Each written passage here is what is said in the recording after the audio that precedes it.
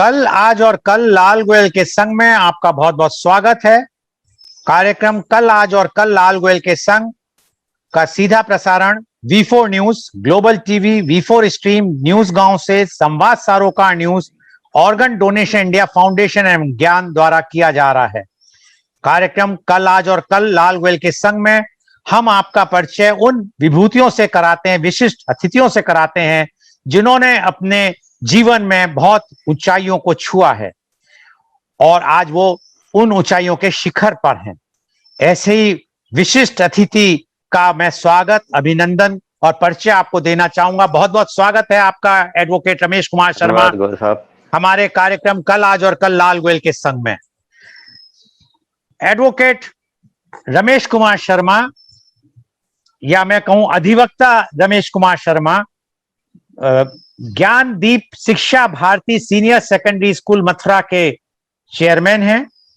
आप जाने पहचाने अधिवक्ता या वकील हैं, वेस्टर्न यूपी के लीडिंग हैं, बहुत अग्रणी उसमें आते हैं, पंक्ति में आते हैं और आपको 41 वर्ष 41 इयर्स का तजुर्बा है अब प्रैक्टिस का, जो आप कर रहे हैं, वकालत कर रहे हैं। आप भारत के सुप्रीम कोर्ट और अलग अलग उच्च न्यायालय और उच्चतम न्यायालय, सुप्रीम कोर्ट और उच्च न्यायालय, अलग अलग उच्च न्यायालयों में, जिसमें इलाहाबाद, मध्य प्रदेश, दिल्ली, आंध्र प्रदेश वगैरह शामिल हैं, हाई कोर्ट्स, उनमें आप अपीयर होते हैं काफी नियमित रूप से। आपका जो विशेष ध्यान होता है प्रैक्टिस का, वकालत का, वो है कॉन्स्टिट्यूशनल, संवैधानिक, सिविल, दीवानी एवं टैक्सेशन मैटर, कर के संबंधी जो वो होते हैं, मामले होते हैं या मुकदमे होते हैं, उसमें आप ज्यादा अपनी विशेषता रखते हैं। फैमिली मैटर्स में भी आपका बहुत विशेष योगदान है। He is also rendering social service, बहुत ज्यादा आप समाज सेवा में बहुत लगे रहते हैं। आप कंस निकंदन ट्रस्ट मथुरा के सचिव हैं। आप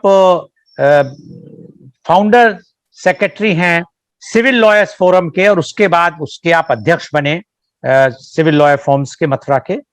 आप कृष्ण गौशाला वृंदावन के ट्रस्टी हैं। आप सदस्य हैं मैनेजिंग कमेटी जवाहर विद्यालय इंटर कॉलेज मथुरा के।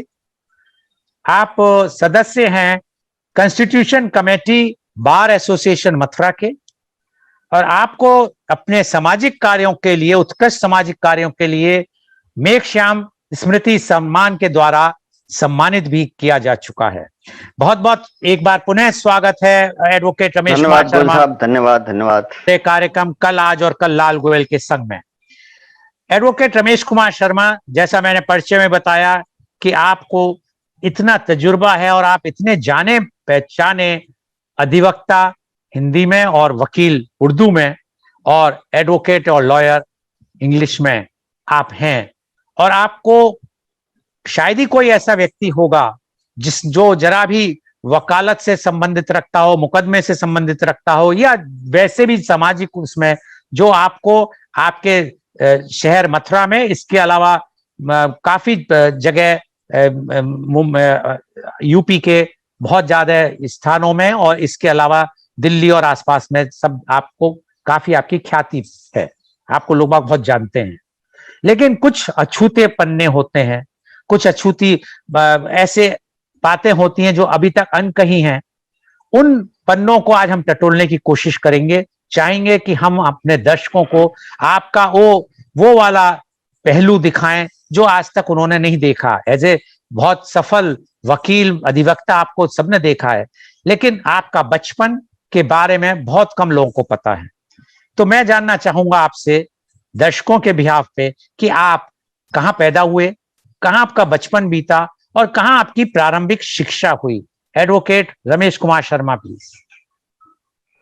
मिस्टर गोयल, सबसे पहले तो आपके द्वारा दिए गए शानदार परिचय के लिए बहुत बहुत धन्यवाद और आभार। मेरा जन्म मथुरा में ही एक साधारण से परिवार में हुआ। हमारा मकान शहर के अंदर बैराकपुरा मोहल्ले में अंदर हुआ करता था। माता पिता रूरल बैकग्राउंड से थे, गांव से छोड़कर ही कुछ समय पहले शहर में आए थे, मेरे जन्म से कुछ साल पहले ही। और स्कूली शिक्षा के नाम पर माता पिता की शिक्षा ज्यादा नहीं थी, लेकिन खास तौर से पिताजी ने स्वयं अध्ययन करके बहुत ज्ञान अर्जित किया था। उनका अपना स्वाध्याय धार्मिक क्षेत्र में, साहित्य क्षेत्र में बहुत कुछ, उनका आयुर्वेद में बहुत अच्छा उन्होंने ज्ञान अर्जित किया था।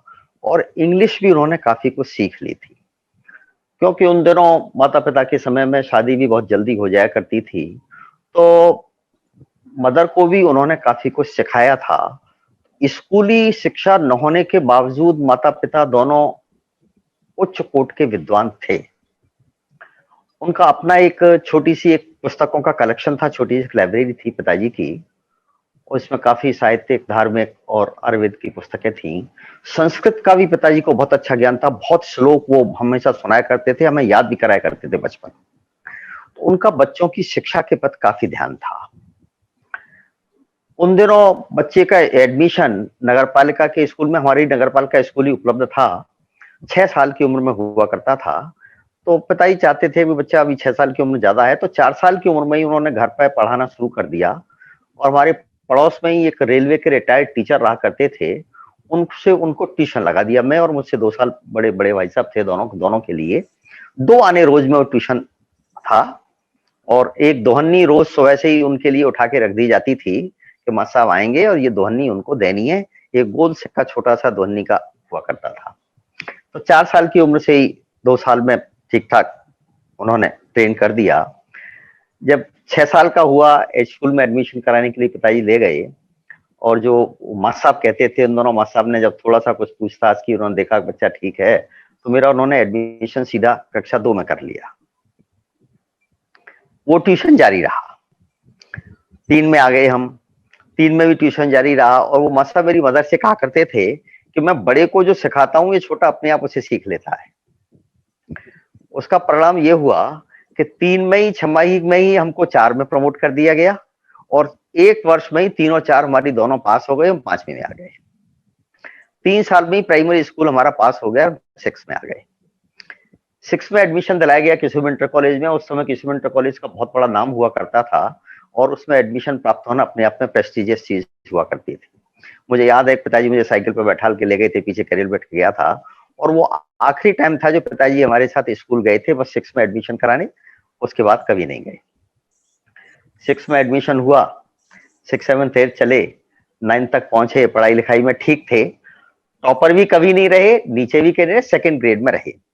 9th में पहुंचने के बाद कुछ ऐसे विलक्षण दोनों तरह के साथियों से परिचय हुआ।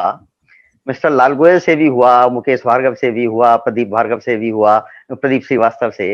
ये सब पढ़ाकू कहा जाया करते थे उन दिनों। और दूसरी ओर कुमार नरेंद्र सिंह, देवपाल शर्मा, श्रेयांश जैन, ये सब ऊधमी बच्चे कहा जाया करते थे, जो स्कूल के सबसे ज्यादा ऊधमी बच्चे थे। तो इन सब लोगों से परिचय हुआ, क्लासेस आगे चलती रहीं, और मैंने कुल 13 साल की उम्र में 1968 में हाई स्कूल पास कर लिया। 11th में आई। तो आपने हाई स्कूल जो है 1968 में 13 साल की उम्र में पास किया? 13 साल की उम्र में, यस। अच्छा, उसके बाद आप फिर, हाँ आप बता रहे थे। अब मैं 11th में आई। अब वहां चूज करना था कि हमको क्या सब्जेक्ट लेना है। पिताजी ने बिल्कुल कह दिया जो कुछ चूज करना है अपनी समझ से अपने आप चूज करो, जो तुम्हें पढ़ना है पढ़ो। जाने क्या समझ के मुझे याद नहीं, हमने मैथमेटिक्स ले ली और हमने मैथमेटिक्स में एडमिशन ले लिया। और मैथमेटिक्स हमें पढ़ने के बाद ज्यादा अच्छी नहीं लगी। कैलकुलस कंपैरेटिवली ठीक थी, लेकिन वो ट्रिग्नोमेट्री और स्टैटिक्स और अलजेब्रा वो सब ज्यादा सूट नहीं किए। तो इंटर के बाद फिर हमने मैथमेटिक्स नहीं लिया, फिर हमने बीए में एडमिशन ले लिया। तो अब आपका जो प्रारंभिक शिक्षा हुई वो आपने किशोरी रमन कॉलेज में, और नगर पालिका से बाद में किशोरी रमन कॉलेज, 6 से इंटर तक किशोरी रमन कॉलेज। उसके बाद आपने जो बीए में एडमिशन लिया, ग्रेजुएशन में डिग्री कॉलेज, किशोरी रमन डिग्री कॉलेज जी, बीए में। तो हाँ, बीए में एडमिशन लेने के बाद एक तो सबसे पहले तो हमारा परिचय हुआ कॉलेज में ही कुछ अच्छे साहित्यकारों से, जो बीए में उस समय स्टूडेंट थे और बड़े अच्छे लेखक और कवि थे। उनके सानिध्य में कुछ हिंदी की संस्थाओं, साहित्यिक संस्थाओं में भी आना जाना शुरू हुआ। साहित्यकारों से परिचय बढ़ा, हिंदी के प्रति समझ बढ़ी, पढ़ना पढ़ाना बढ़ गया, ये सब चलता रहा। और हिंदी प्रचार सभा एक संस्था बड़ी अच्छी उन दोनों हुआ करती थी, उससे संबद्ध हो गए, उसके सदस्य हुए, पदाधिकारी हुए, साहित्य गोष्ठियों में आना जाना वो सब लगा रहा। साहित्य का परिचय शुरू से पिताजी ने घर पे ही करा दिया था। मुझे कक्षा 5 में ही पिताजी ने जो अपनी लाइब्रेरी से किताब दी थी, घाघ की कहावतें, उसमें छोटे छोटे दोहों के माध्यम से, जो कि सरल हिंदी भाषा में थी, और जीवन की व्यावहारिक सच्चाइयों और कठिनाइयों को दर्शाया गया था छोटे छोटे दोहों के माध्यम से, और व्यावहारिक जीवन के लिए बड़ी उपयोगी पुस्तक थी। ऐसे ही मुझे 9th क्लास में किताब दी थी पिताजी ने, मैथिली शरण गुप्त की भारत भारती। इसका एक विशेष आपको एक उल्लेख करना चाहूंगा। 10th क्लास में जब बोर्ड के एग्जाम थे, तो हिंदी के पेपर में एक 20 नंबर का निबंध आया करता था। तो 3 टॉपिक आते थे, एक पर निबंध लिखना होता था। तो हमें क्लास में उस समय बतलाया गया था कि भाई इधर 23 वर्ष से एक निबंध नहीं आया जो अक्सर आता है, आपकी सर्वश्रेष्ठ पुस्तक 4-5 साल से नहीं आया, तो ये इस साल आने की संभावना है। और इस पर निबंध क्लास में तैयार कराया गया, और उसमें रामचरितमानस हमें पढ़ाई गई क्लास में, रामचरितमानस को आप लिखिए। मुझे भारत भारती ज्यादा अच्छी लगती थी, वो निबंध आ गया, तो मैंने वो निबंध में भारत भारती लिखी। मुझे आज भी याद है, वो 9th में मैंने पढ़ी थी, उसका शुरू से मंगलाचरण से शुरू हुआ था। मानस भवन में आर्य जन जिसकी उतारे आरती, भगवान भारतवर्ष में गूंजे हमारी भारती। फिर मैथिली शरण गुप्त ने लेखनी को संबोधित किया, हाँ लेखनी हथपत्र पर लिखनी तुझे यह कथा दुत कालिमा में डूब कर तैयार होकर सर्व था। इस पुस्तक को पिताजी ने उस समय मुझे सारा बतलाया था, बाद में तो सब पढ़ा भी। 1935 में अंग्रेज सरकार ने बैन कर दिया था, और बैन करने का कारण था कि उसमें 3 काल थे, भूतकाल, वर्तमान काल और भविष्य काल। उस समय के वर्तमान काल में वो 32 से 33 तक लिखी गई थी, गुलामी की स्थिति को दर्शाया गया था, और वो स्थिति ऐसी थी कि उसको पढ़ने से आक्रोश आता था।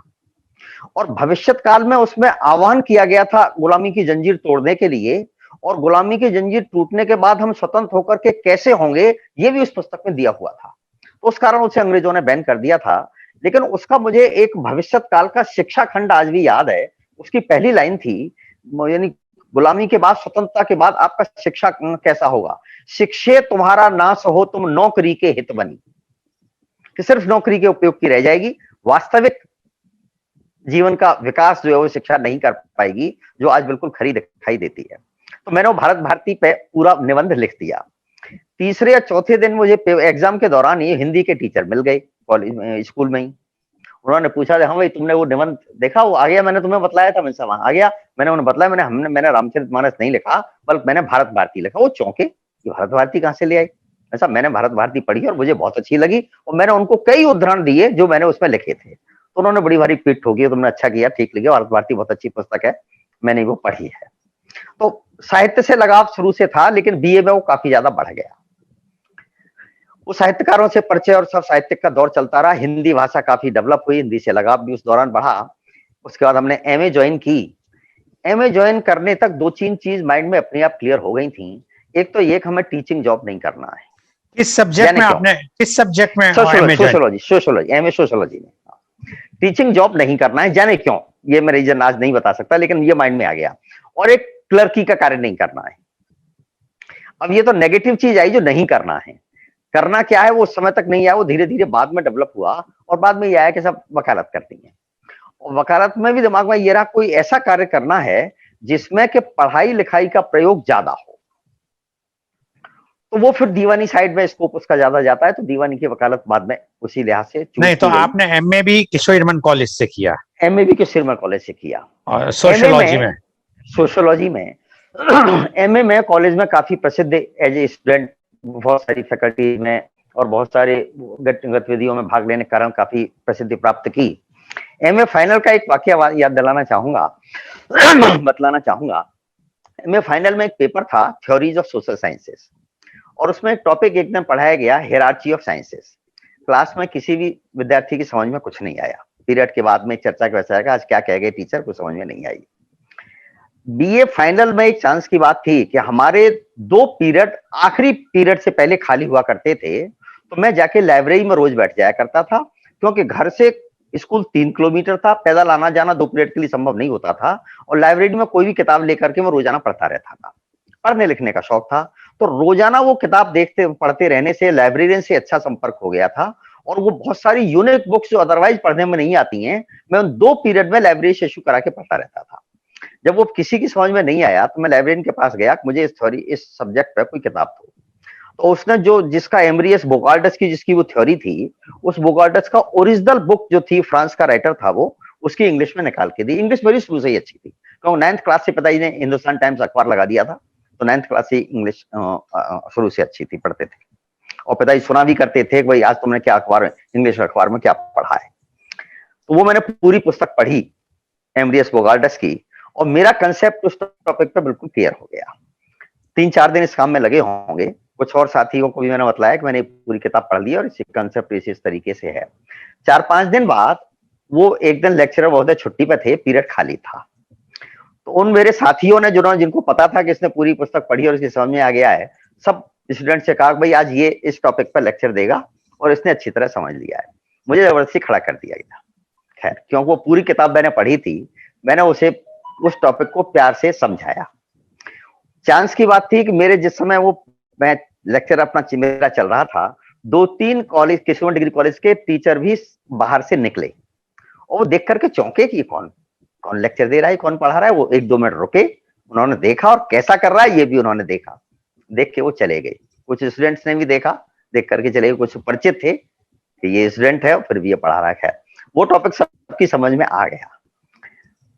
उस दिन जब स्कूल से हम निकल रहे थे कॉलेज से, तो 2 स्टूडेंट ने तो मुझसे ये पूछा कि सर आपका नया अपॉइंटमेंट है क्या? और क्लास के थे, हमारी क्लास के नहीं थे।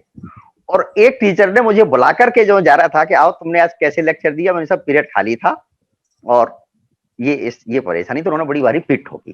तो तुम बहुत अच्छी स्टाइल में पढ़ा रहे थे, लेकिन मैंने उन्हें बतलाया कि मैंने ये सोच लिया कि मुझे टीचर नहीं बनना है। वो कहना चाह रहे थे कि मैं टीचर अच्छा बन सकता हूँ, पर मुझे टीचर नहीं बनना है। लेकिन उन्होंने पीठ ठोकी, तुमने बहुत अच्छा पढ़ाया। एनीवे, ये सब एमए में चलता रहा। एलएलबी में एडमिशन ले लिया। नहीं, अब मैं आपको यहाँ रोकना चाहूंगा शर्मा जी। आपने एमए किया सोशियोलॉजी में, और अब आपका वकालत के लिए क्यों आपका मन आया?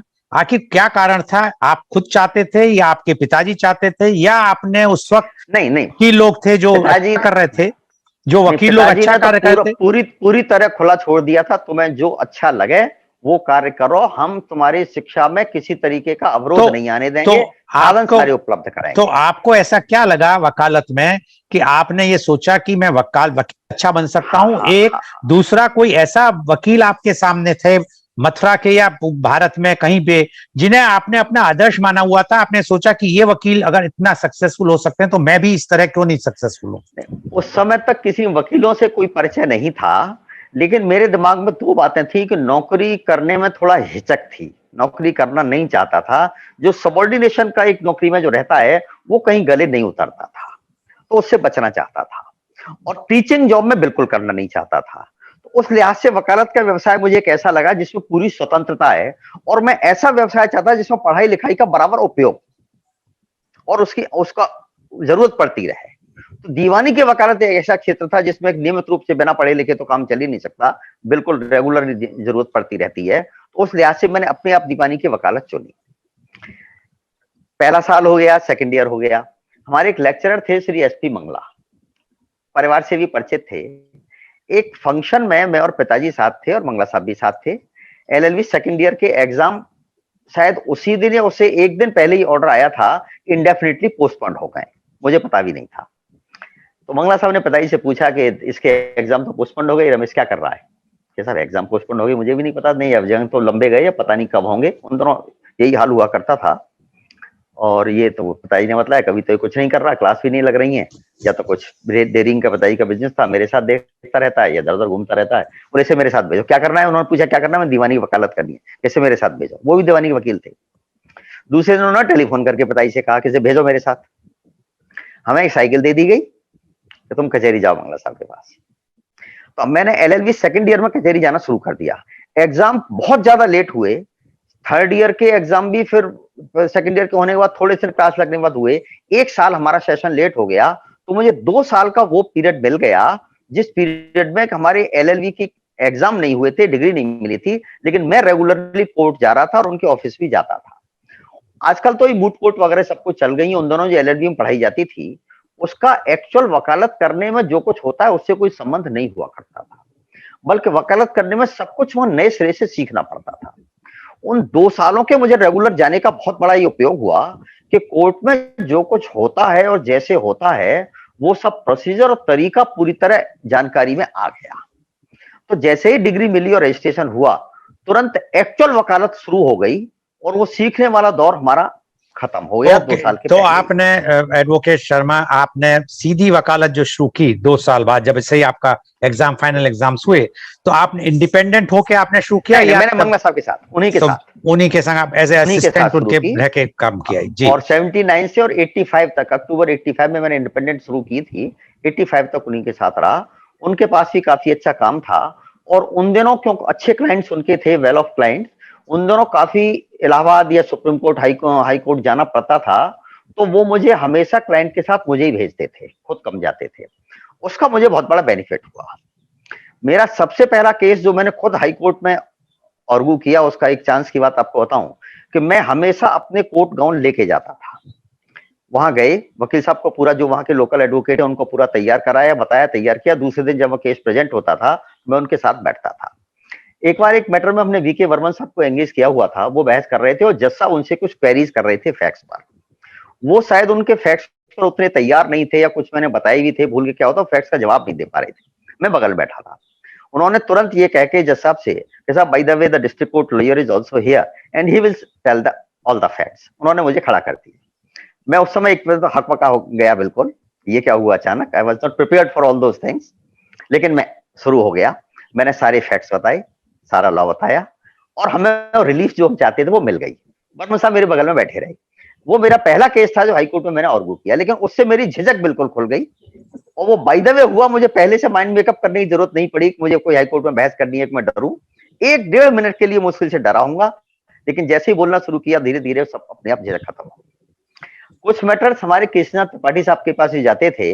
उस समय बड़े सीनियर एडवोकेट थे, बीजेपी के बड़े नेता थे उस समय भी, बाद में वो मिनिस्टर भी रहे, यूपी विधानसभा के अध्यक्ष रहे, गवर्नर भी रहे। तो वो मुझसे काफी इंप्रेस थे कि जो तुम जितनी तैयारी अच्छी करके केस के लाते हो, सारे फैक्ट्स और लॉ पर भी, कि हाईकोर्ट के वकील को ज्यादा मेहनत बिल्कुल नहीं करनी पड़ती है। और उन्होंने कई बार अपने जूनियर्स को भी ये बात कही, देखो कितनी अच्छी तैयारी करके लाते हैं।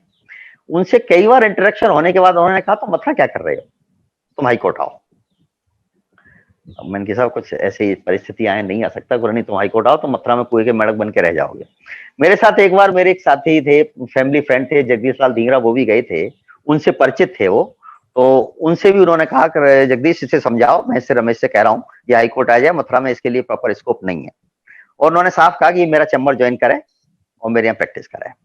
मैं काफी दिनों सोचता रहा और फिर धीरे से मैंने मूड बनाया। ये बात है 83 की, फादर उन दोनों बीमार थे। मैंने जब मूड बना लिया मुझे शिफ्ट होना है इलाहाबाद, तो मैंने मदर से कहा, मैंने ऐसे ऐसे इलाहाबाद हाईकोर्ट प्रैक्टिस करने की, वहां शिफ्ट होने की सोच रहा हूँ। मदर ग्रामीण थी और ब्रजभाषा ही बोलती थी, तो वो थोड़ी देर तो एक 15-20 सेकंड तो चुप रही, फिर बोली, मना नहीं किया उन्होंने, चला जा तू, तो चला जा, तू तो चला जाएगा और तेरे भाई पिछड़ जाएंगे, तुझे पिताजी तो बैठ पा रहे हैं, तो ये पिछड़ जाएंगे तेरे भाई। तो मैं उनकी भावना समझ गया और मैंने जाना कैंसिल कर दिया कि मैं नहीं जा रहा। उसके बाद भी जब हम उन्हें भैया जी कहते थे कृष्ण त्रिपाठी जी को, तो उन्होंने पूछा, मैंने भैया जी कुछ पारिवारिक परिस्थितियां ऐसी हैं कि मैं मथुरा छोड़ नहीं सकता। 84 के शुरू में ही, मार्च में पिताजी की डेथ हो गई थी, तो मथुरा तो नहीं छोड़ पाया। ऐसा ही वाकया मेरे साथ सुप्रीम कोर्ट में भी हुआ। सुप्रीम कोर्ट में सबसे पहला मेरा इंटरेक्शन हुआ एक मैटर में, मुझे मंगला साहब ने भेजा था, जिसमें सीनियर एंगेज किए गए थे डॉक्टर वाई.एस. चिटले। हमारे साथ हमारे क्लाइंट भी थे, एक डॉक्टर थे, और जो एडवोकेट ऑन रिकॉर्ड थे वो थे। कॉन्फ्रेंस चल रही थी। शुरू में जो एडवोकेट ऑन रिकॉर्ड थे वो सारी क्वेरीज का जवाब दे रहे थे चिटले साहब की। धीरे धीरे वो उन्होंने क्वेरीज का जवाब देना थोड़ा कम शुरू किया और मैं जवाब देने लग गया। जब काफी कॉन्फ्रेंस आगे बढ़ गई, शायद पौन घंटा 1 घंटा होने को आ गया होगा, बड़ा मैटर था, तब चिटले साहब ने एक क्वेरी रेज की। मैंने जवाब नहीं दिया, मैं चुप था। जो एडवोकेट ऑन रिकॉर्ड थी उन्होंने कुछ जवाब दिया और एक्चुअली वो फैक्ट जो उन्होंने पूछा था वो हमारे रिकॉर्ड में कहीं था ही नहीं। उन्होंने बताया कि हाँ हमने ऐसा कहा है। तो चिटले साहब ने तुरंत टोका, बट ही साइलेंट, इस तरह उंगली करके, ही silent. Yes, yes. What do you say? Oh, advocate on record बिल्कुल चुप हो गए। मतलब to my knowledge there is no such fact in our case. Okay. ऐसा ही मेरे साथ शांति भूषण साहब के साथ भी हुआ। एक मैटर में शांति भूषण साहब ने एंगेज किया हुआ था और कैलाश वासुदेव जो आज के सीनियर एडवोकेट हैं वो हमारे उस समय एओआर थे। तो जैसे ही शुरुआत हुई, कैलाश वासुदेव एक फैक्ट का जवाब जब नहीं दे पाए तो मैंने बताना शुरू किया। उसके बाद शांति भूषण हमेशा मुझसे ही पूछते रहे फिर ये फैक्ट क्या है, बराबर था। और शांति भूषण ने उस समय पीठ ठोकी, you have prepared the facts and law very nicely. कुछ समय बाद में मेरा जो सबसे ज्यादा और अच्छा अनुभव रहा वो रहा रोहिंटन फली नारीमन के साथ। बहुत मैटर्स में हमने इनको एंगेज किया और मेरी समझ में उस समय सबसे अच्छे अधिवक्ता हुआ करते थे जो आजकल सुप्रीम कोर्ट जज हैं, जो सुप्रीम कोर्ट जज। जी जी जी। क्योंकि ये बड़े एक बहुत हिकमत अमली से कहूं या इस तरीके से बहस करते थे सुप्रीम कोर्ट में कि अपने लाइन ऑफ आर्गुमेंट से जज को कहीं बाहर जाने का मौका नहीं देते थे। ये उस व्यक्ति की वकालत में मुझे खासियत नजर आती थी। और अपनी ब्रीफ ये तैयार करते थे 3 बार, कॉन्फ्रेंस से पहले, कॉन्फ्रेंस के समय और कॉन्फ्रेंस के बाद। मैंने बहुत सारे सीनियर एडवोकेट्स के साथ कॉन्फ्रेंसेस की हैं, लेकिन 3 बार तैयार करते हुए किसी को नहीं देखा। 1 या 2 बार सिर्फ तैयार करते हैं, ये 3 बार करते थे। थोड़ा संक्षिप्त में। हाँ, मैं संक्षिप्त में करता हूं। तो कॉन्फ्रेंस के समय एक बार इनसे कुछ इंटरेक्शन में एक क्वेश्चन ऑफ लॉ पर इन्होंने कुछ अदरवाइज कहा, मैंने अपनी व्यू अदरवाइज रखा। तो उन्होंने बड़ा घूर के मुझे देखा, this is not the law. मैं सब to my knowledge this is the law. मैं चुप हो गया। अगले दिन सुबह जब सुप्रीम कोर्ट में पहुंचे, उन्होंने तुरंत एओआर को बुलाया, where is Ramesh, call him. और मैं रिपीट होकर, yes you are correct, that is the law, I have got in the night. तो रमेश, एडवोकेट रमेश शर्मा जी, आपने अपनी विद्वानता से अब बड़े बड़े सीनियर एडवोकेट्स को भी काफी इन्फ्लुएंस किया और आपने बताया कि किस तरह आप हाई कोर्ट में भी बिना झिझक के जाते और आपने आर्गू कर लिया। ये सब होते हुए आज आप इतनी ऊंचाइयों तक पहुंच गए और आपने समाज में इतना कार्य कर रहे हैं, तो कहीं आपको लगता है कि सामाजिक कार्य में आपका जो आपकी ये वकालत है वो व्यवधान बनता है या कभी सामाजिक कार्य आपके वकालत में व्यवधान बनता है? ऐसा कभी आपको महसूस हुआ? गोल साहब, ऐसा रहा कि जैसे जैसे वकालत में फेम बढ़ता गया, सामाजिक दायित्व तो अपने आप मुझे प्रदान किए जाने लगे। जैसे ज्ञानदीप शिक्षा भारती से जुड़ा, मुझे प्रबंध समिति का सदस्य बनाया गया, फिर पदाधिकारी बनाया गया। ऐसी जवाहर विद्यालय से खुद मैंने कहीं अप्लाई नहीं किया, मुझे खुद उन संस्थाओं के द्वारा भाई आपको हमारे यहाँ आना है। ऐसे श्री कृष्ण गौशाला में भी हुआ। सिविल फोरम का तो संस्थापक ही मैं ही था, मैंने उसे किया था। तो ये सब अपने आप बनाया गया। लेकिन हाँ, समयाभाव तो रहा। ये निश्चित है कि अगर वकालत में इतनी व्यस्तता नहीं होती तो शायद इन संस्थाओं के लिए ज्यादा समय दे सकते थे और ज्यादा संस्थाओं से भी जुड़ सकते थे। इन सभी संस्थाओं की ये शिकायत तो कहीं ना कहीं हमसे रही कि आप जितना समय रिक्वायर्ड होता है उतना नहीं दे पाते। लेकिन ये बात मैंने जब उन संस्था ज्वाइन किया उस समय भी स्पष्ट कर दी थी, मैं बहुत ज्यादा समय तो नहीं दे पाऊंगा। एडवोकेट रमेश कुमार शर्मा जी, आपने बहुत अच्छी बात बताई। हालांकि मैं बता सकता हूं कि मैंने इतने प्रोग्राम आज करीब 1.5 महीने से ये वाला प्रोग्राम हिंदी में कर रहा हूं।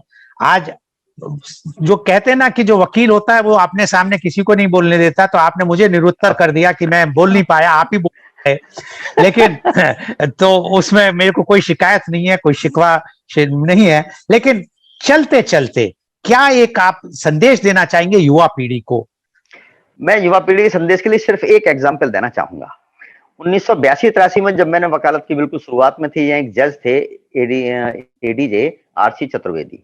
वो मथुरा से ट्रांसफर हो गए, 20-22 साल बाद रिटायर होकर के 2000 के लगभग वो वापस मथुरा सेटल हो गए। वो मथुरा आए वकालत करने की, उन्होंने शुरुआत की, कोर्ट रोज आते जाते थे। उन्होंने देखा कि रमेश स्टॉप पे आ चुका है। उन्होंने एक दिन मुझसे पूछा, बोले क्यों भाई, ये 2-2, 3-3 पीढ़ियों से जमे हुए वकीलों को पीछे छोड़ के तुम आगे कैसे बढ़े? मैंने उनसे एक बात कही, वही आपकी बात का जवाब मैं दे रहा हूं। मैं देखिए साहब, न तो मैं किसी दौड़ में शामिल था, न मैंने किसी को पीछे छोड़ने का प्रयास किया, न मैंने किसी से आगे निकलने का प्रयास किया। मैंने सिर्फ अपनी पूरी लगन, मेहनत और ईमानदारी से अपना कार्य किया, बस। और मेरी उस लगन, मेहनत, ईमानदारी से कोई मुझे कहां किस स्थिति में देखता है कि मैं टॉप पे हूं, पीछे हूं, ये उस व्यक्ति का दृष्टिकोण है, मेरा दृष्टिकोण नहीं है। तो मैं यही संदेश सबको देना चाहूंगा कि अपनी पूरी लगन मेहनत से ईमानदारी से कार्य करिए, बल्कि मैं पैसे से भी कहता हूं कि पैसे के लिए भी भागने की जरूरत नहीं है। क्योंकि अब मैं प्रत्यक्ष रूप से देख रहा हूं हमारे व्यवसाय में शॉर्टकट से पैसा कमाने की प्रवृत्ति बढ़ रही है, जो गलत है। अगर व्यक्ति मेहनत कर रहा है तो पैसा अपने आप आएगा, ये हो नहीं सकता कि पैसा ना आए। इसलिए मेहनत ईमानदारी से काम करें, पैसे की चिंता न करें, पैसा अपने आप आएगा। बहुत बहुत धन्यवाद एडवोकेट रमेश कुमार शर्मा कि आप हमारे संग जुड़े, आपने इतनी अच्छी अच्छी बातें बताई।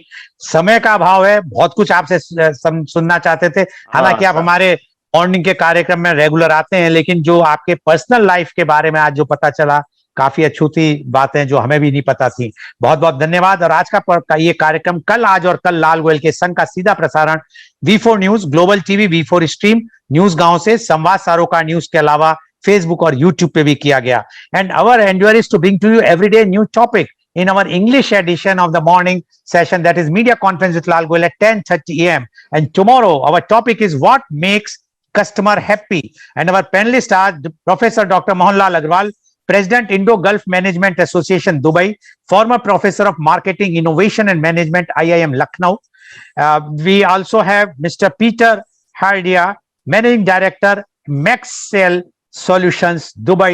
And we have the third panelist is Dr. Vivek Singh Tomar, trainer, researcher and consultant, Marketing and Strategy, Institute of Management Technology, Center for Distance Learning, Ghaziabad. So please tune in tomorrow for Media Conference with Lal Goyal at 10:30 a.m. बहुत बहुत धन्यवाद advocate Ramesh Kumar Sharma कि आपने इतने अच्छे अपने संस्मरण सुनाए। और मैं सोचता हूं कि आज आपके इन संस्मरणों से काफी कुछ युवा पीढ़ी को बहुत कुछ सीखने को मिलेगा। और बहुत बहुत धन्यवाद दर्शकों आपका कि आप हमारे संग जुड़े हमारे इस कार्यक्रम कल, आज और कल लाल गोयल के संग में। बहुत बहुत धन्यवाद।